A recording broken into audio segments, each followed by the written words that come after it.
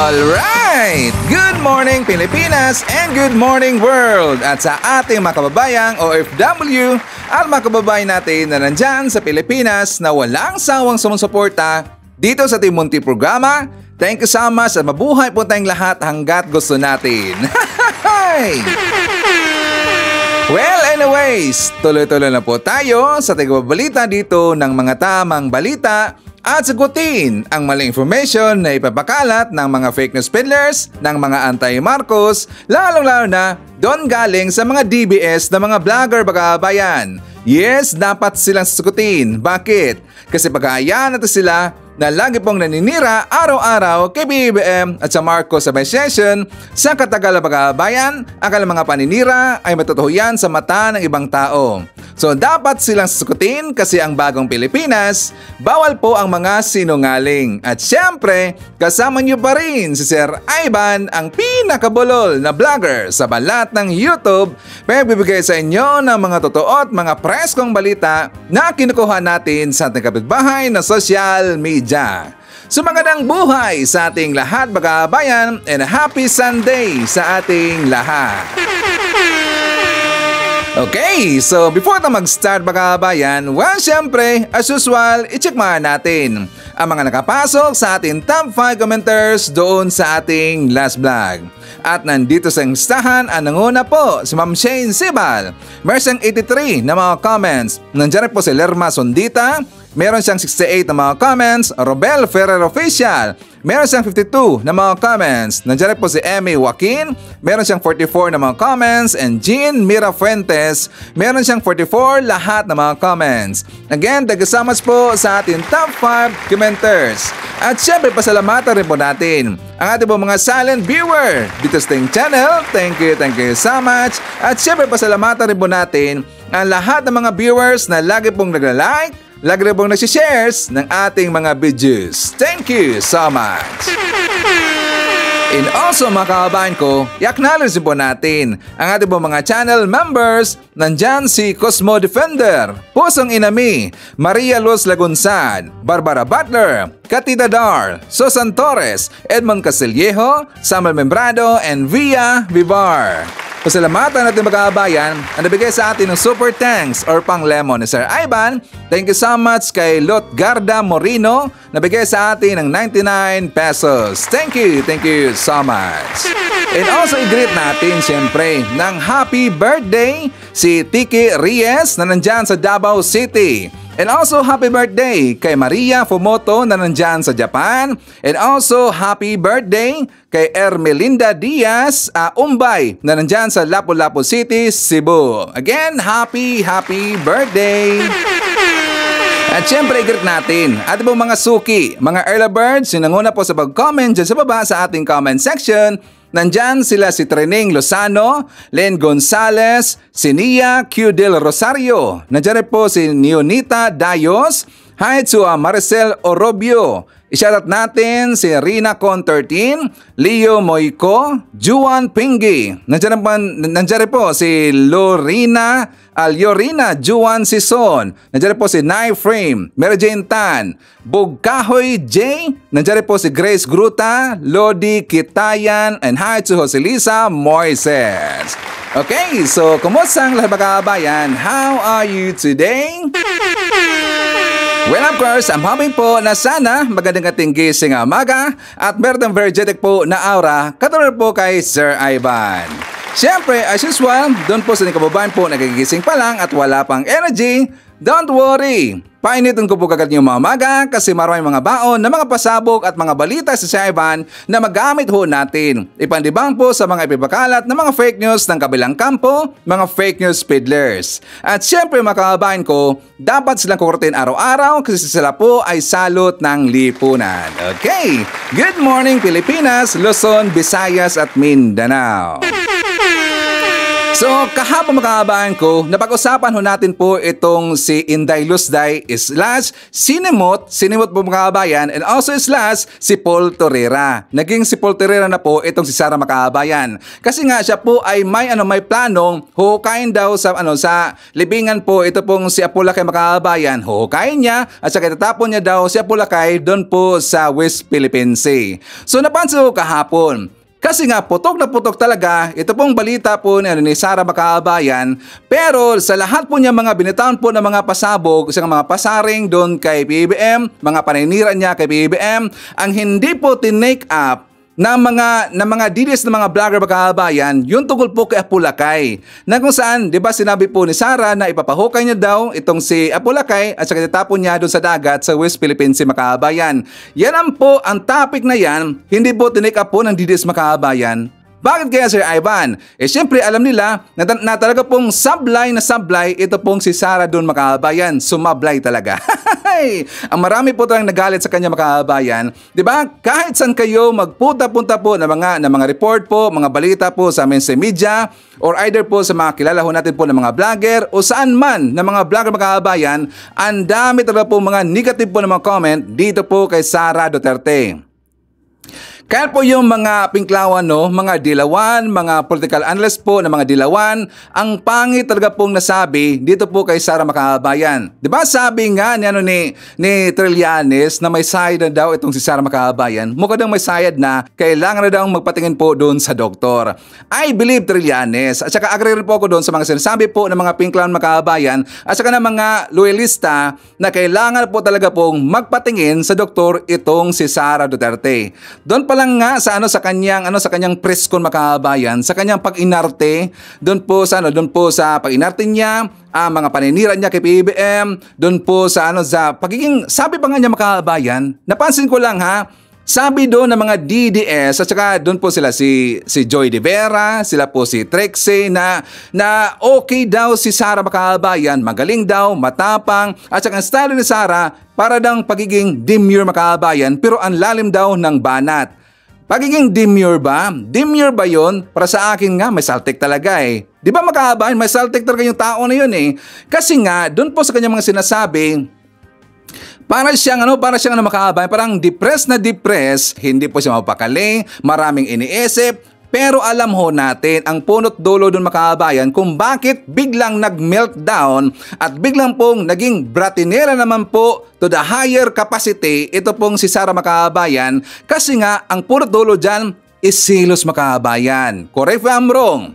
Diba? Silos kasi po ang punot dulo dyan kung bakit nagaganon po itong si Sara Makabayan. Kasi nga nakita niya na maganda po yung pakikitungo po, yung pakikitungo ni Bipilini doon po kay PBBM Makabayan, doon po sa Sorsogon. During po sa inauguration po doon sa Arena Makabayan. Diba nakita po natin na talaga pong napakainit ang pagsalubong po ni Bipilini doon po kay PBBM.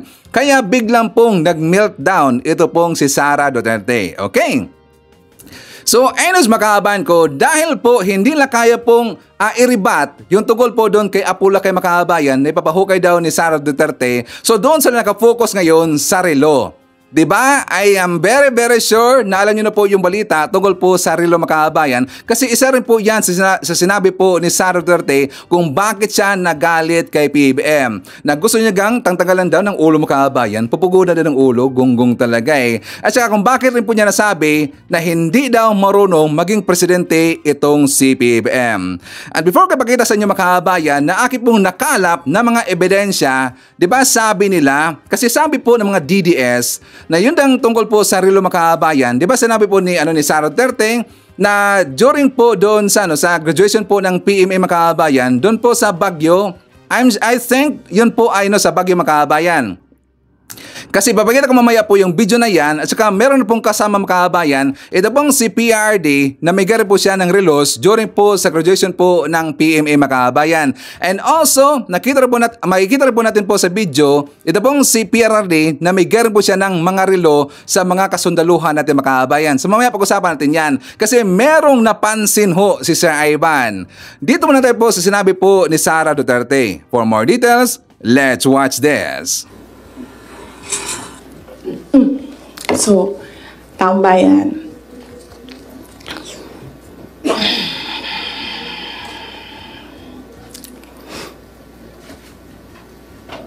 magkasama kami nag-attend ng isang graduation.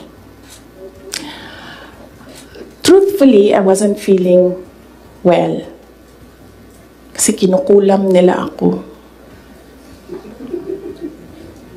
Andiyan na sila ha, umabot na sila sa kulam. Nagsama-sama na silang lahat. Kinukulam pa nila ako. So I wasn't feeling very well. Pero I had to go. Kailangan ko pumunta. Kasi para naman sa graduates yun. Hindi para sa akin yun. That's their happiest day. So nagsama kami.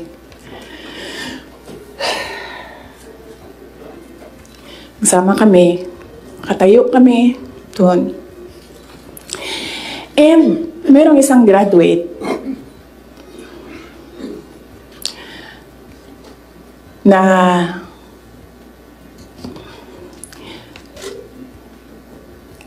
alam nyo, para sa akin, there was some sort of inappropriateness sa ginawa ng bata. Pero bata ito eh. So ikaw din, meron ka din dapat sana sigurong pag-intindi kung saan nanggagaling yung bata. And ang reaction mo, ang response mo, should be so that the child will learn a lesson. So meron isang graduate. Sabi nung graduate, Mr. President, can I have your watch as a graduation gift?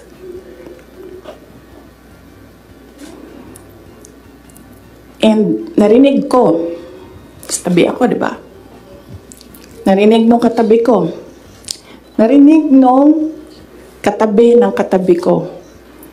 But apparently, this guy, di niya alam kung ano isasagot niya. So, ang ginawa niya, pinaulit niya sa bata. What did you say? So, this time, syempre bata, hindi niya alam ba saan yung inulit ng bata, louder this time. Mr. President, can I have your watch as a graduation gift? Nasagot niya. Why? Why will I give you my watch? At that point, may sakit na ako. I wasn't feeling very well. Nandun lang ako, nakakatayo ako doon kasi may gamot ako. Gusto ko tanggalin yung ulo niya ba?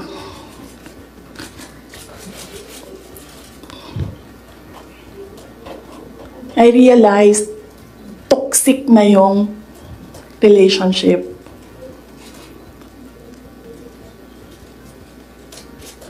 And it did not help na itong dalawang katabi ko tumawa pa. Pinagtawanan pa nila yung bata. And I saw the humiliation sa face ng bata. I wanted to help him. Gusto ko sabihin sa kanya, itong relo ko na lang, relo ito ng Vice President, ito relo ng Presidente, pero I hope this will do. And then I realized na baka mas lalong mapahiya yung bata if I do that. So I just imagined myself cutting his head. Gusto ko, ganun din ang gusto ko gawin doon sa mga katabi ko. So na-realize ko, toxic na ito.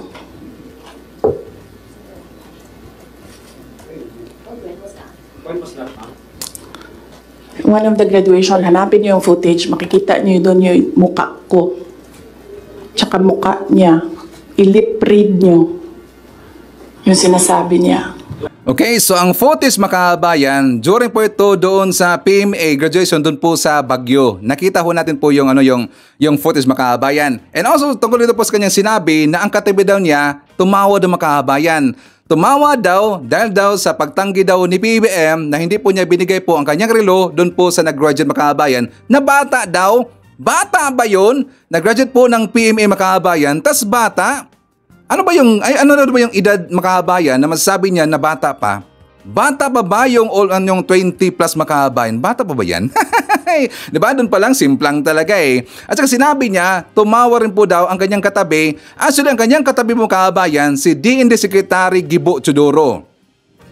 At saka doon po sa video makabayan, gin-review ko, hindi ko po nakita na tumawa po ito pong si Gibo Teodoro makabayan. Wala po. Wala pong tumawa doon. At saka wala akong nakita doon na tumawa makabayan. At para po maintindihan natin, ipakita ko muna sa inyo ito pong ipinakalat ngayon po. Ipinakalat ngayon ng mga DDS na gusto lang ipapahiya daw itong si PBBM. For more details, let's watch this.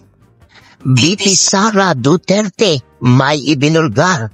10-year graduates, hiningi ang relo ni PBBM as a gift sana. Pero hindi pinagbigyan.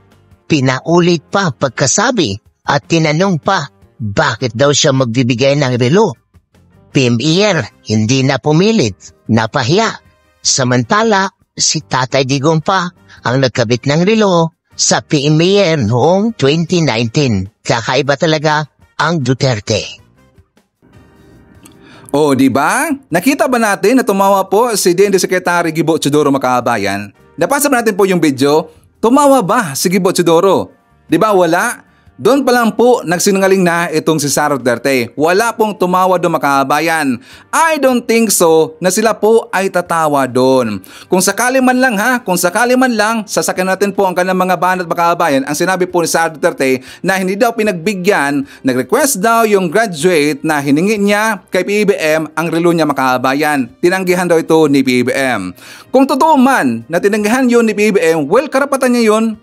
Karapatan niya po yun makahabayan. Bakit? Kasi nga sa tingin po ni PBBM siguro yung kanyang relo po na isinuot niya makahabayan during po sa graduation po doon sa PMA, meron kasi yung sentimental value. Merong sentimental value makahabayan. Kaya hindi po yun binigay po ni PBBM kasi nga baka yun po ay bigay po ni Felisa, baka bigay ho yun ni First Lady Imelda Marcos, at saka binigay ho yun or baka relo yun ni Apula kay makahabayan. Diba kapag tayo po ay merong occasion or birthday natin or bibigyan tayo po ng gift ng ating mga kilala or ng ating pamilya, diba kahit mahal man yan or hindi makahabayan, talaga meron yung sentimental value. At saka ang pangit po kapag yan po ay bibigyan natin po sa iba makahabayan. Ang totoo lang, kahit anong gift na ibinigay sa akin ng aking mga kakilala, mga kaibigan or aking pamilya, pinapahalagan ho yan ni Sir Ivan. At saka yung mga gift po na mga ibibigay sa akin makahabayan, inilalagay ko yan doon po sa closet na kung saan doon po lahat yung mga gift na mga binibigay sa akin at saka nilagyan ko yan ng mga label makahabayan. Nilalagyan ho yan Sir Ivan ng mga label. Kasi ganun po ako magpahalaga po ng mga bagay makahabayan. Ganun rin po si PBBM. Kaya siguro hindi niya binigay po ang kanyang relos kasi meron ho yung sentimental value makahabayan. Gets ba natin mga DDS? So ngayon, meron pong pinakalat na video makahabayan. Ito pong tungkol po sa mga pamimigay po ni Digong ng mga relos doon po sa ating kasundaluhan. For more details, let's watch this. O sino nagbe-birthday ngayon?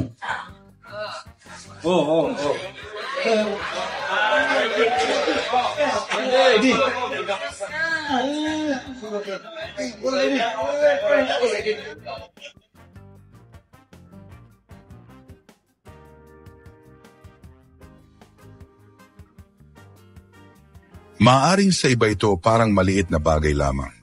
Ngunit sa nakatanggap ng relo ay malaking bagay sa kanya. Madadala niya hanggang pagtanda niya, isang alaala na minsang isang panahon, isang pangulo ng bansa binigyan ako ng relo. Oo, relo lang sa iba. Ngunit ang paglaanan ka ng oras ng isang presidente ay isang malaking pribilehiyo sa sinumang tao. Ito ay isang alaalang hindi kayang tumbasan ng pera.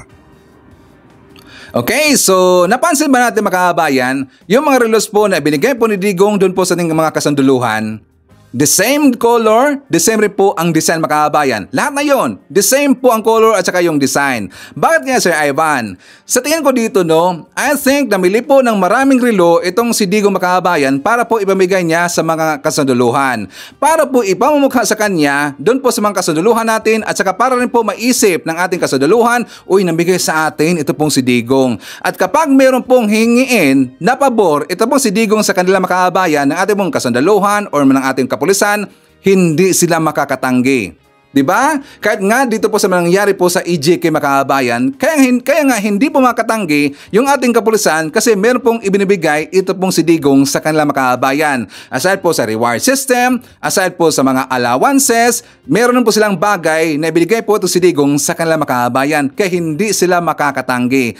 Yan po ang nakikita ko dito sa ginawa po ni Digong kung bakit siya namigay po ng mga relos mga kababayan. Diba sabi rin po ng mga DDS na yan daw ay tradisyon na kapag meron dang mag-graduate po sa PMA mga kababayan, bibigyan daw ng relos.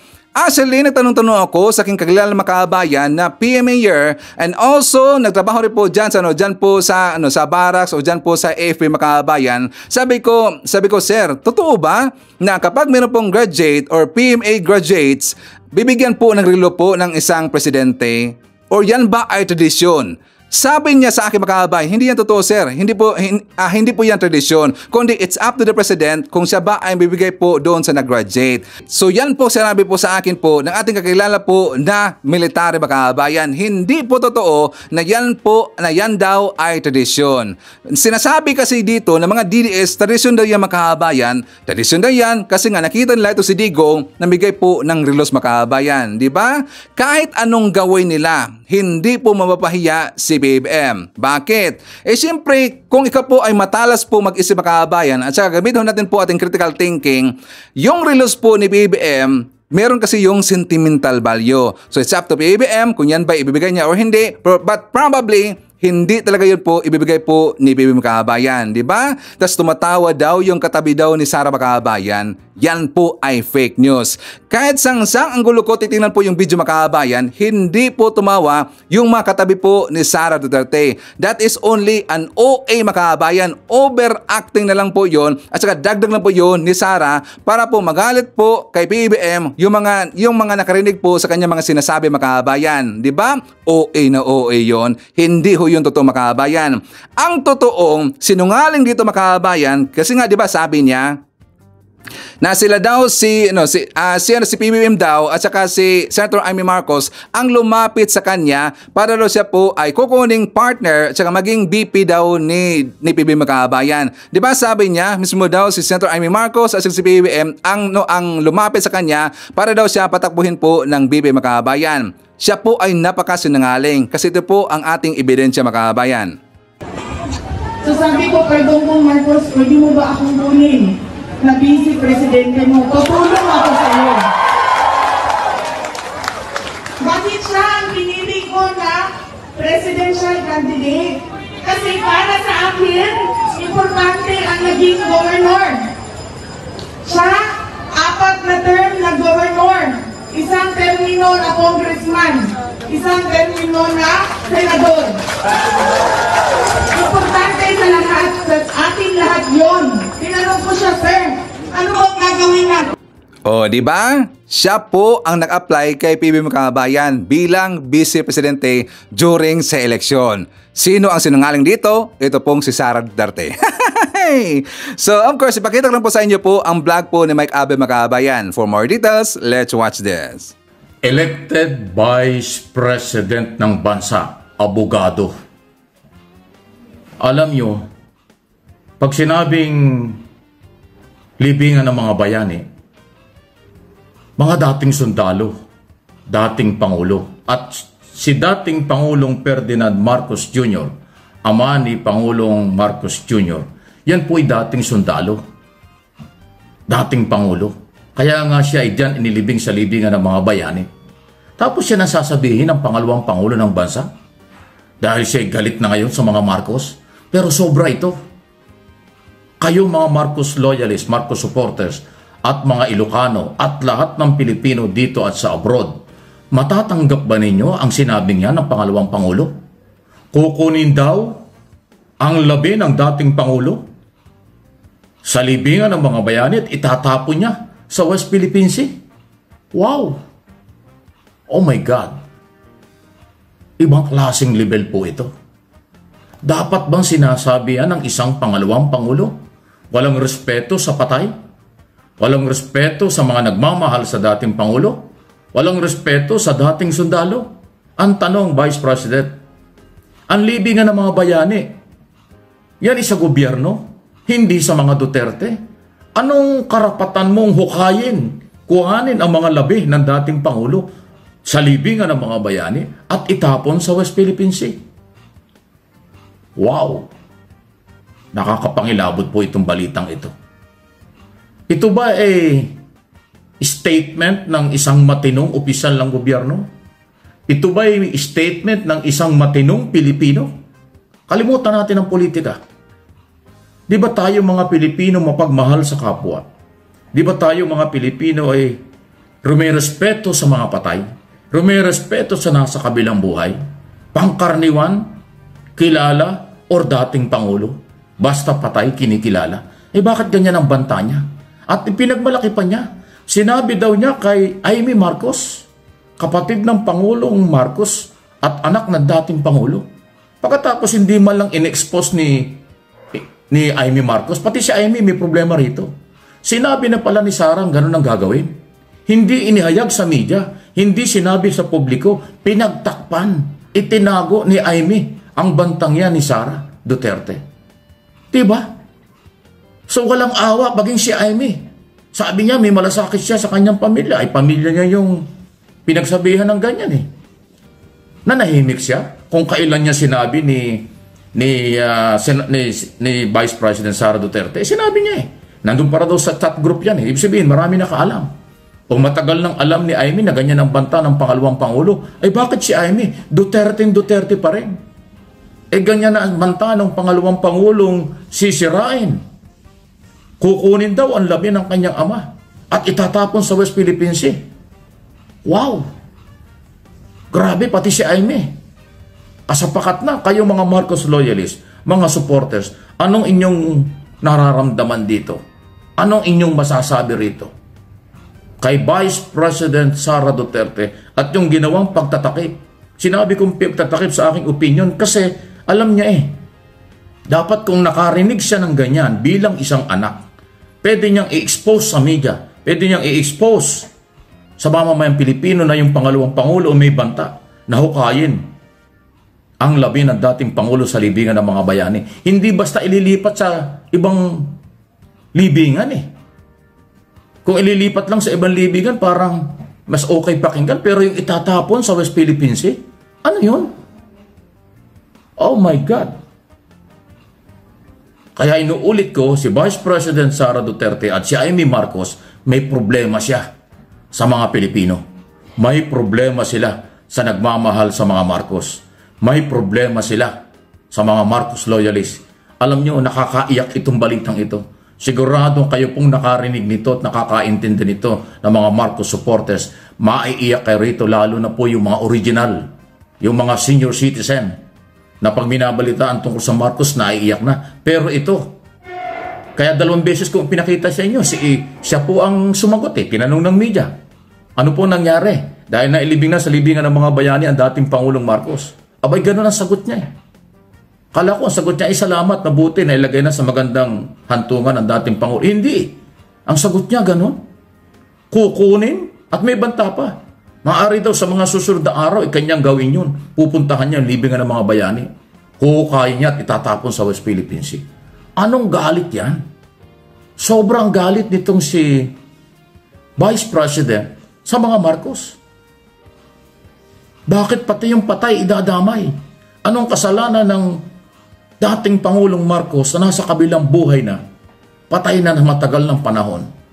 Sa politika ngayon, ang kanyang anak ang Pangulo ngayon, inihalal ng taong bayan. Naku! Sinong hindi magagalit ng mga loyalists at mga supporters niyan? Kayo po, ipinarinig ko sa inyo yan. Hindi yan fake news. Galing yan kay Inday Sara. Kasama yan doon sa press conference na kanyang ginawa. At ako'y nagulat ng madinig ko yan. Wow! Please like, subscribe, and follow sa ating mga channel. Ikalat po ninyo itong statement na ito. I-share po ninyo. Iparating nyo sa lahat ng Pilipino sa buong mundo itong statement na ito ng pangalawang Pangulo ng bansa. Ibang level na ito. Masyadong personal, masyadong pagyurak na, masyadong kawalan ng respeto sa pamilyang Marcos at mga supporters. Inuulit ko, pati patay. ganyan na ang kanyang tingin.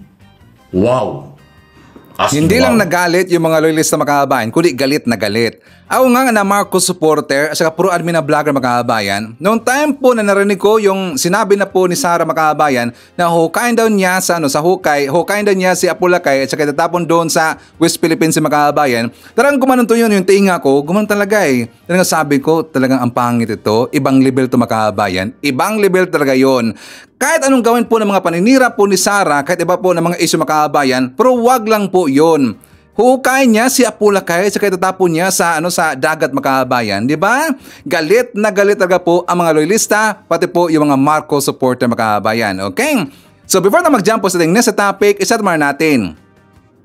Nandyan po si Jesus Hilario, hi to Vanes Milagros, Feli Hudan or Judan, hi to Janet Herrera, nandyan po si Margarita Figaro, ishoutout natin si Minandro Arcelia, Lolita Maneja, Chit Kines, nandyan po si Emmy Brusales, nandyan po si Player, hi to Renato Baliner, Shirley Risman, Brian Baltasar, Masking Digma, and hi to Arnolfo Hecto.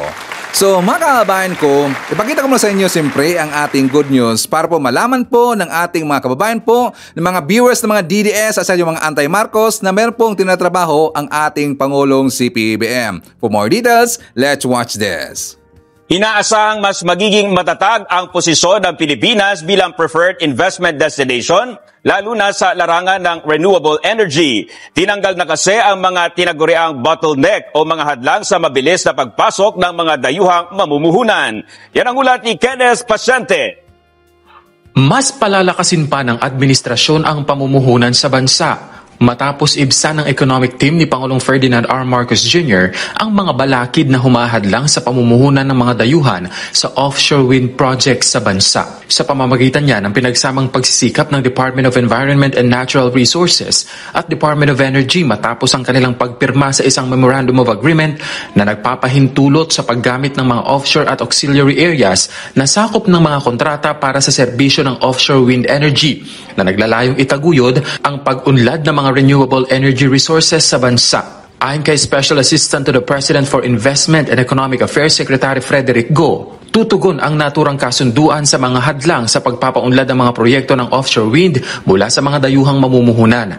Mas mapapadali ang proseso nang hindi nakokompromiso ang pagsunod sa mga pamantayan sa kapaligiran. Lalo na't magbibigay daan ito para resolbahin ang limitasyon sa foreign ownership ng public land na isa sa mga naging agam-agam ng foreign investors. Ayon pa sa kalihim, magsisilbing daan ito para mas mapalakas pa ang potensyal ng Pilipinas bilang isang investment hub, habang pinalalakas ang renewable energy ng bansa na isa sa mga prioridad ng administrasyon sa pagpapasigla at paglago ng ekonomiya. At dahil anya sa kasunduang ito, mas makapanghihikayat ang Pilipinas ng foreign investment sa offshore projects na makatutulong sa bansa sa pag-unlad nito. Bago ang pagpirma ng MOA, pinayagan ng gobyerno ang sektor ng renewable energy para payagan ng 100% na pag-aari ng mga dayuhan na nagdulot ng interes mula sa mga dayuhang mamumuhunan. Pero naging agam-agam sa mga potential investor ng offshore wind projects ang 40% limitation sa foreign equity sa mga pampublikong lupain, exploration, development at utilization ng natural resources. Dahilan para kailanganin pa ang pahintulot ng local partners para maisakatuparan ang mga proyekto ng mga mamumuhunan.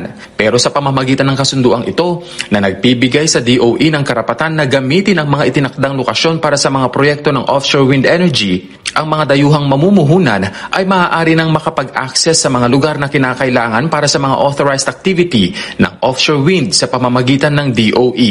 Siksik ng aktibidad ang linggong ito para kay Pangulong Ferdinand R. Marcos Jr. Atin po yung balikan. Nagsimula ang linggo ni Pangulong Ferdinand R. Marcos Jr. sa pagtanggap kay Malaysian Deputy Prime Minister at Minister for Rural and Regional Development Dr. Ahmad Sahid bin Hamidi sa courtesy call nito sa Malacanang. Sa naturang pulong, mas napagtibay pa ang kooperasyon ng dalawang bansa pagdating sa disaster response at larangan ng edukasyon, partikular na sa Technical and Vocational Education and Training o TVET. Sa isang phone call naman, nagkausap sina Pangulong Marcos Jr. at UAE President Sheikh Mohammed bin Zayed kung saan ipinaabot ng Pangulo ang pasasalamat nito sa pagbibigay ng pardon ng Emirati government sa nasa 143 mga Pilipino. Kinilala rin ng Pangulo ang mga humanitarian efforts ng UAE, lalo na sa mga lugar na sinalanta ng mga bagyo at baha kamakailan. Kinagabihan, pinangunahan ng punong ehekutibo ang isang ministerial dinner para sa mga delegado ng Asia-Pacific Ministerial Conference on Disaster Risk Reduction o APMCDRR. Dito ipinarating niya ang layunin ng Pilipinas na magsumikap para mabawasan ang mga disaster risks, lalo't isa ang bansa sa lantad sa mga epekto ng climate change. Martes, dumalo ang Pangulo sa opening ceremony ng APMCDRR kung saan nanawagan ng Pangulo para sa ligtas, inklusibo at mas naaangkop na pagtugon sa mga epekto ng sakuna. Gayon din ang napapanahong pagpapatupad ng Sendai Framework, isang international document para sa risk reduction na may layuning mapalakas ang resilience ng mga bansa, gayon din ang pagpapalakas pa ng investment pagdating sa climate financing. Miyerkules, pinangunahan ng Pangulo ang 2023 Presidential Mineral Industry Environmental Award kung saan kinilala ang kontribusyon ng mga private sector para sa proteksyon ng kapaligiran, gayon din ang kanilang papel sa community development at economic growth. 17 ang awardee ngayong taon mula sa surface mining operations, quarry operations at mineral processing categories. Sa pangunguna rin ng punong ehekutibo, naaprubahan na ang 2 malaking proyekto ng pamahalaan sa isinagawang ika-21 NEDA board meeting. Una na rito ang Phase 1 ng Health System Resilience Project na nagkakahalaga ng 27.92 billion pesos na magpapalakas ng health emergency sa bansa, gayon din ang kahandaan at pagtugon, lalo na sa mga lugar na lantad sa mga sakit. Lusot na rin sa NEDA board ang Mindanao Transport Connectivity Improvement Project ng DPWH na makapagpapabuti ng transport network sa Mindanao at magpapabilis ng transport ng agricultural goods sa malalayong lugar. Huwebes, pinangunahan ng Pangulo ang inaugurasyon ng Sorsogon Sports Arena na magbibigay daan-anya sa paghinang pa sa kakayahan ng mga atletang Pinoy. Tiniyak naman ng Pangulo ang pagsisikap ng pamahalaan para makatulong pa sa pag-unlad ng probinsya sa pamamagitan ng paglalatag ng mga inisyatiba lalo na sa mga proyektong pang-infrastruktura. Binisita rin doon ng punong ehekutibo ang Sampaloc Tenement na isang housing project para sa mga informal settlers sa probinsya. Gayon din ang Sorsogon National Government Center na one-stop shop para maging accessible sa publiko ang mga serbisyo ng gobyerno. Biyernes, formal na nilagdaan ng Pangulo ang Academic Recovery and Accessible Learning Program Act na naglalayong tugunan ang learning gaps sa bansa. Layo ng batas na makalikha ng National Learning Intervention Program na dinisenyo upang tulungan ang mga mag-aaral na may kahirapan na maabot ang mga kailangang pamantayan para sa kanilang antas. Iginiit ng Pangulo na isa lamang ito sa mga hakbang ng pamahalaan para isulong ang karapatan ng bawat mag-aaral sa dekalidad na antas ng edukasyon. Dumalo rin ang Pangulo sa Manila Fame 2024 exhibit kung saan tampok ang disenyo at likhang Pinoy na inilarawan niya bilang world-class. Kumpiyansa ang Pangulo na sa husay ng mga Pilipino sa design industry, tiyak-an niya na makikilala ang likhang Pinoy sa pandaigdigang merkado. Okay, so kung nagustuhan ninyo ang ating Good News Makaabayan, please give a like naman po sa ating video. Malaking tulong ho yan. And also, kung hindi man kalabisan sa inyo, i-share ho natin po ang ating vlog Makaabayan para po matulungan natin po ating mga kababayan po na hindi po mga well-informed at nabulag po ng kabilang kampo. Please do share po sa ating vlogs. Okay? So thank you so much. So i-share po natin. Nandyan po si J. Manguera from Plaridel, Bulacan. Hi to LB Jimenez. Nandyan po si Romeo Caro Gigato Jr. Nandyan po si Mami PR. Hi to Simply Tokes Vlog. Nandyan po si Leonardo San Jose from Morong Rizal. Hi to Jemson, Jemboy, Jeriel, and Regine of Madawi, Cebu. Greetings come from Rodolfo Ranarabor of Tansa, Cavite. I-share natin si Evelyn Garcia, Socorro Makahiya, and hi to Angelita Holsinger. Mga kababayan ko, ipakita ko rin po sa inyo ang vlog po ni Kap Ninyo Barsaga, mga kababayan. Kasi nga, siya po ay nagpalabas dito po ng sama ng loob dito po kay Sara Duterte. At the same time, ibinalita rin po niya dito yung tungkol po kay Muking, mga kababayan. Naalala ba natin tungkol doon sa Quadcom hearing na merong sinabi po itong si Garma, mga kababayan, na ang napapalabas daw dito ng reward system hindi po itong si Bongo, mga kababayan, kundi meron pong middleman. 'Di ba? Meron siyang pinangalan doon na name na Muking, mga kababayan. And after that, ginblog rin po ni Kap Ninyo itong nagangalan po na Muking kasi si Muking daw, mga kababayan, ang nabibigay daw dito ng salary doon po sa mga vlogger po ni Digong, mga kababayan. Ngayon, tinawagan po ng grupo ni Bongo itong si Kap Ninyo. For more details, let's watch this. Kita nyo si Pangulong Marcos, chill, di ba? Hindi siya nagpapadala, hindi siya naaapektuhan sa mga puna, batikos, paninira sa kanya ng babaeng gaga. Oo, yung babaeng gaga na atat na ring makaupo sa Malacanang. At atat na rin makapwesto sa Malacanang. Oo, na para bang tila inililihis tayo, inililigaw tayo sa gusto natin marinig ang katotohanan na kung saan ba napunta ang kanyang intel confidential fund. Di ba? Yun lang naman ang gusto natin dito eh. Hindi natin tayo interesado sa mga pautot niya, sa mga drama niya, sa eklabo niya, kung ano man ang kanyang mga sinasabi sa walang kakwenta-kwentang press conference kahapon, mga kababayan. Ha? Hindi tayo interesado ron. Mas interesado tayo malaman mismo sa bibig ng ating Vice President na ano ba ang pinapuntahan ng kanyang confidential fund. Bakit? Yan lang. Yan lang po ang gusto natin malaman. Totoo ba yung mga sinasabi sa balita? Totoo ba yung mga sinasabi sa Kongreso na napunta ang pera sa walang kabuluhan na bagay? Yun lang naman eh. Hindi yung marami pang drama, hindi yung maraming pautot, mga kapatid. Hindi yun ang kailangan natin eh. Di ba? Bilang mamamayan, bilang mga taxpayer, karapatan natin malaman kung saan ba dinala ng tanggapan ng Vice President ang pera ng sambayanang Pilipino. Yun lamang ang gusto natin malaman. At kung talagang may pagkakamali siya, dapat siyang panagutin at habulin at sakay i-impeach sa lalong madaling panahon. Wala kaming pakialam kung ano man ang sinasabi mong nilulutong impeachment sa'yo. Ha? Yung pangkaraniwang bang Pilipino, makakakain ba? Ha? Makakakain ba? Makakabili ba ng bigas ang isang pangkaraniwang tao? Kasi sinasabi mong impeach sa bulsayo? Na wala pa naman sinasabi nga ng mga mambabatas. Wala pa yan sa agenda. Ang agenda ng Kongreso, malaman ang katotohanan. That's it. Yun lang. Ha? Yun lang ang gusto namin. Kagalang-galang, Vice President. Yun lang po. Hindi namin kailangan yung marami kang sinasabi. Ha? Marami kang sinasabi kung ano-ano na wala sa issue. Doon tayo tumutok. Saan mo ba dinala ang pera? Kagaya ng ginawa mo na lumalabas, parang ginamit mo ang Philippine Army. Ha? Yung Philippine Army parang ginamit mo sa personal mong agenda, parang nagamit ang Philippine Army dito. Na pinalabas, doon napunta ang pondo. Eh, ang Philippine Army may sariling pondo, may sariling budget. Ha? Ang gusto namin malaman dito, gaano katotoo yung napanood na naman namin sa Kongreso na ang mamahal ng mga pinupahan mo na safe house. Pero saan yung safe house na sinasabi na yan? Ha? Pag-usapan natin yan, mga kapatid.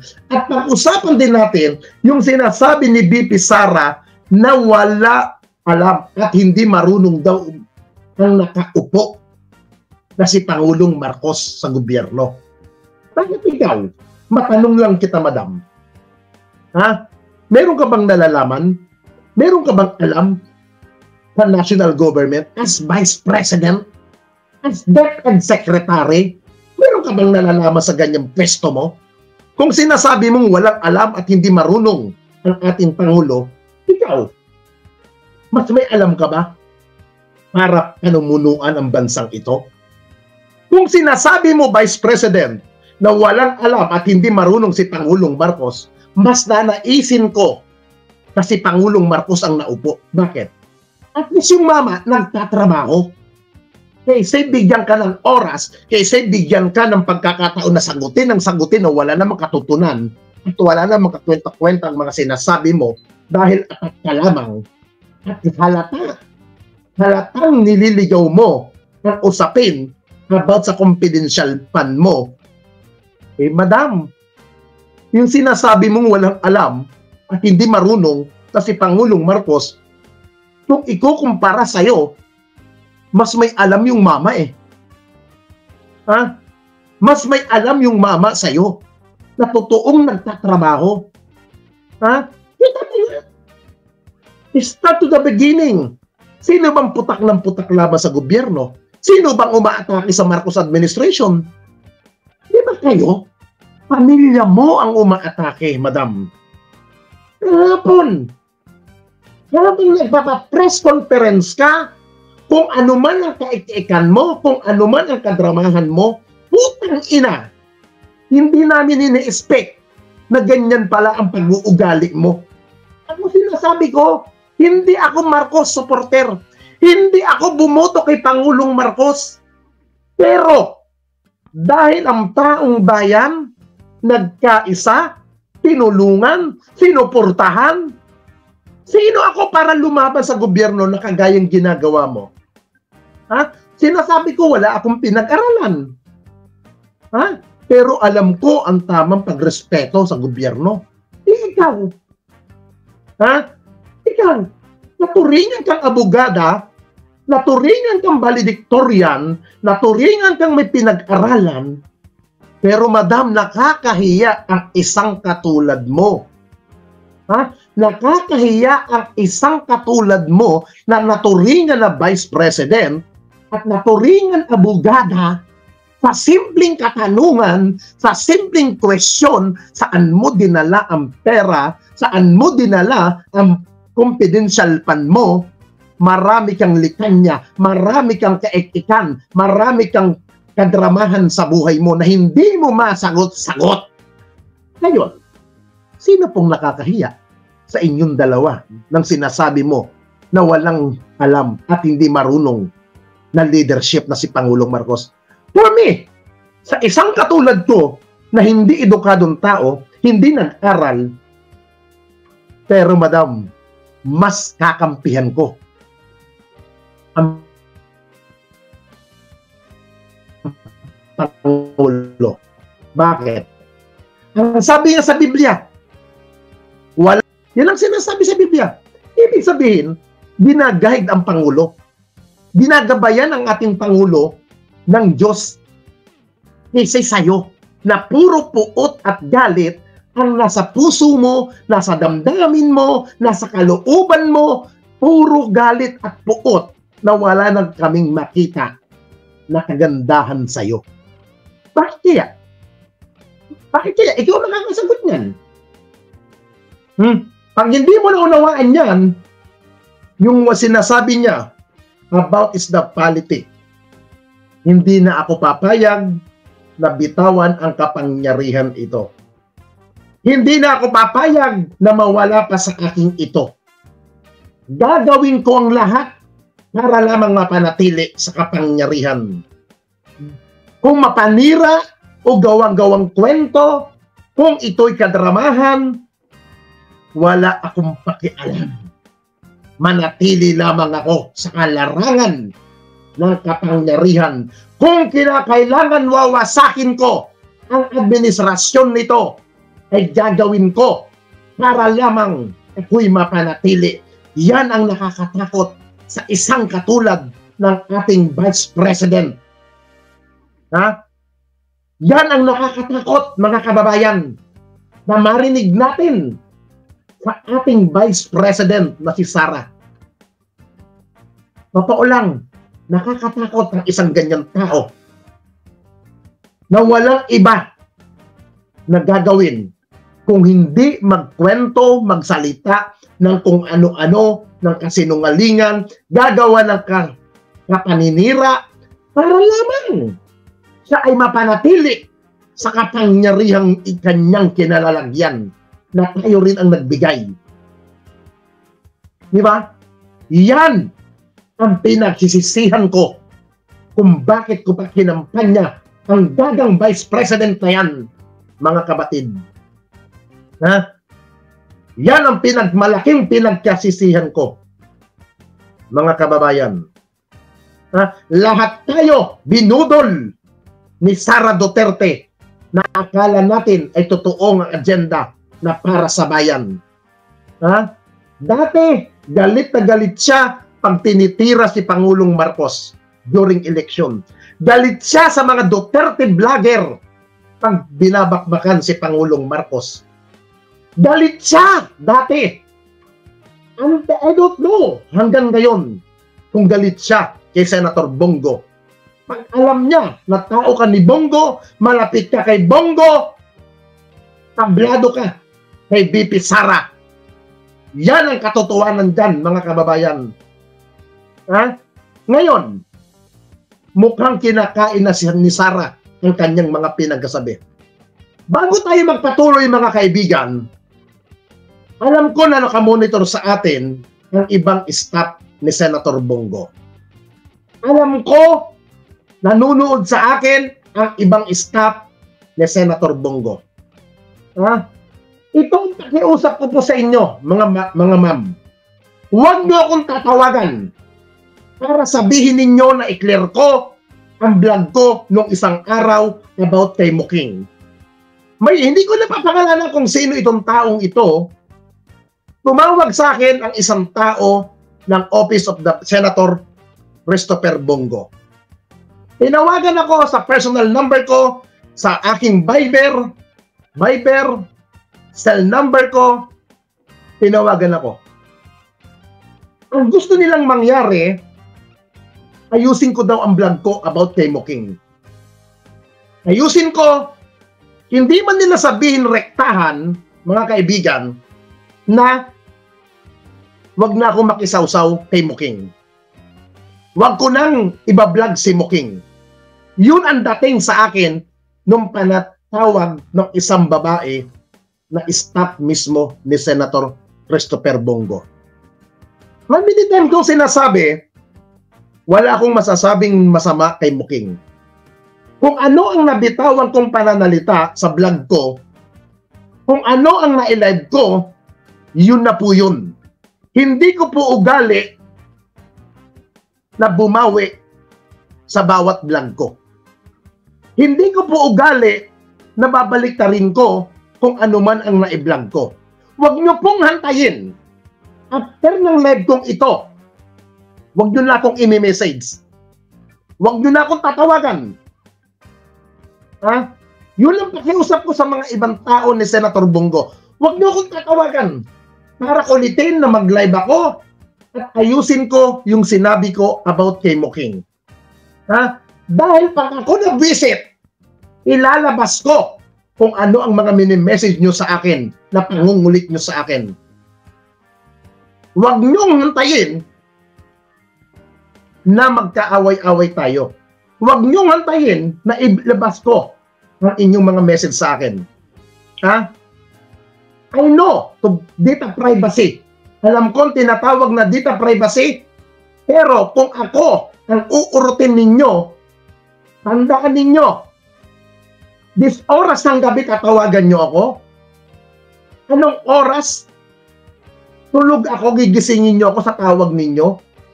Para lamang sa walang kakwenta-kwentang gusto ninyong mangyari?